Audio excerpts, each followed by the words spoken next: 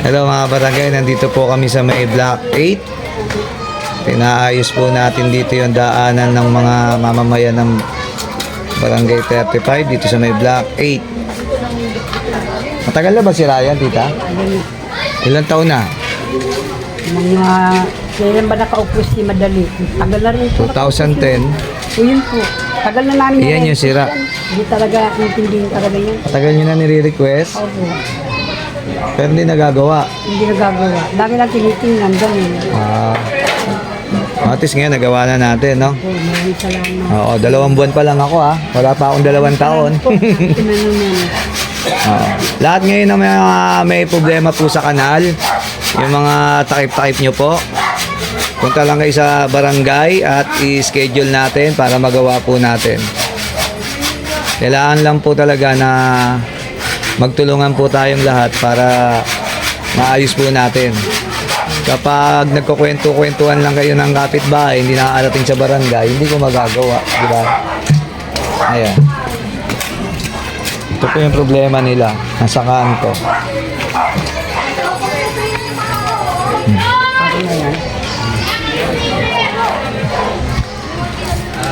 Ito po yung daanan. Ayan. Marami na po tayo nag-agawang mga may problema sa kanal. Ito po sa Block 8 po ito. Ayan. Ayan si Lupon. Dalawa.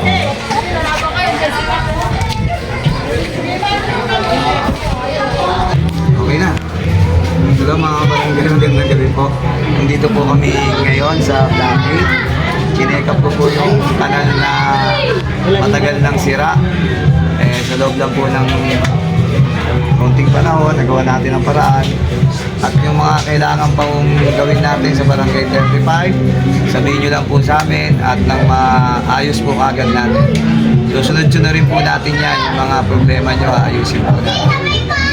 Dahil sa pagkakatiwala nyo po sa akin, syempre, yung gusto nyong pagbabago, gagawin po natin yan. Kaya ito na po, nadadaanan ko na. Ayan. Salamat. Ikot po sa akin. Ayan. Nasa YouTube yan. Aba mo ayan. Yan yung dinaanan natin sira-sira.